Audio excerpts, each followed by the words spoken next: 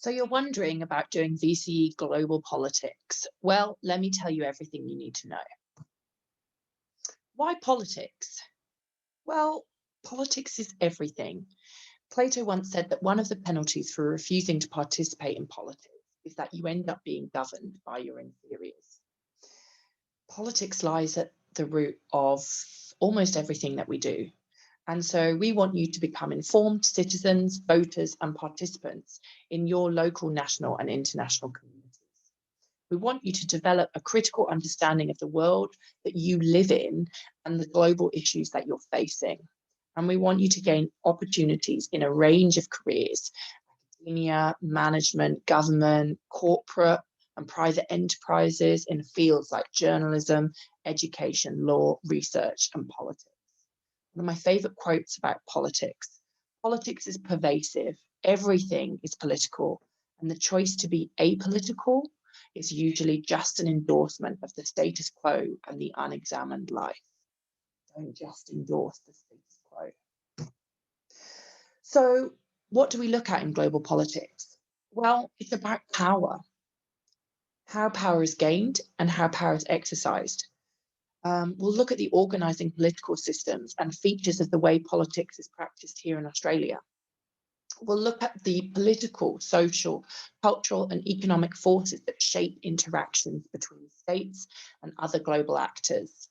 We'll look at the interconnectedness of the modern world and the impact of globalization on culture, sovereignty, human rights, and the environment. And we'll explore ethical issues, including human rights, people movement, development, arms control, and we'll look at the nature and effectiveness of global responses to these crises, such as climate change, armed conflict, terrorism, and economic instability. So this is a little outline of what you'll be looking at. In Year 11, in Unit 1, Ideas, Actors and Power. So we look at what politics is, what power is and how it can be exercised, how it's distributed in the Australian political system, and how non-democratic systems distribute power. We look at the political spectrum of left, right, radical, conservative, and we explore ideas that shape the political systems of our world, like liberal democracy, socialism, fascism, and authoritarianism and theocracy. And we'll look at the characteristics of the Australian political system and investigate a case study of a non-democratic system. In area of study 2, we look at political actors and powers.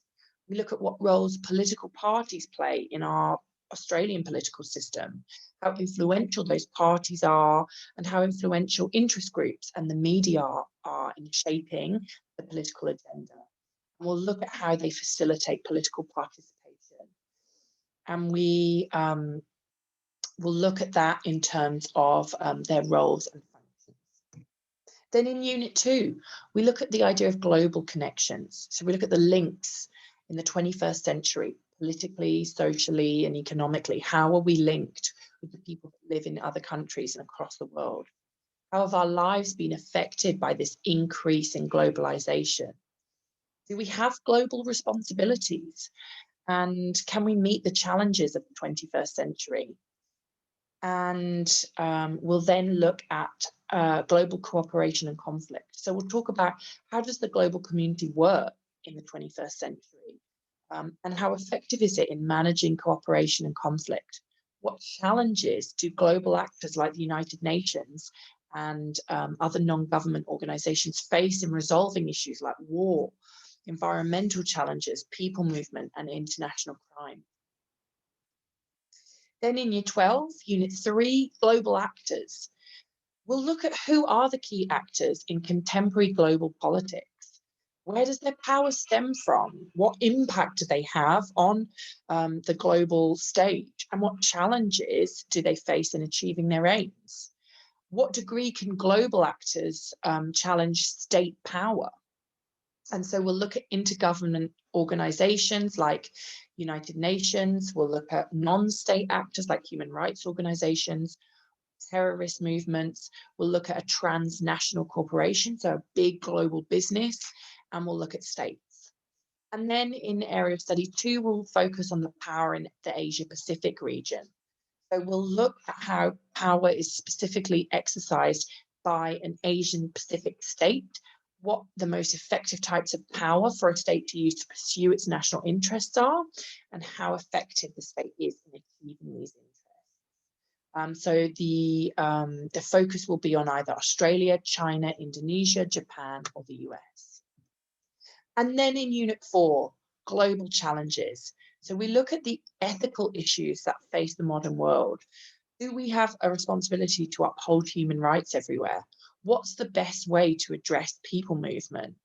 How should development around the globe work? And can we be rid of weapons in our world? And will it be safer? And so we'll look into these global ethical issues, and we'll learn about developmental issues and global poverty and inequality. And then area of study 2, the global crises that face the world today. What are the causes? How are we responding to those crises? And how effective are these responses? And what challenges do we face in achieving resolutions to these crises? So we'll look at 2 of the following: climate change, armed conflict, terrorism, and economic instability. Students will explore how the increased interconnectedness of the world economy has brought with it so many benefits, but has also increased the capacity for global economic instability. So that's your brief update on global politics. Come and talk to me if you want to chat, but it's going to be a great course and I'm excited to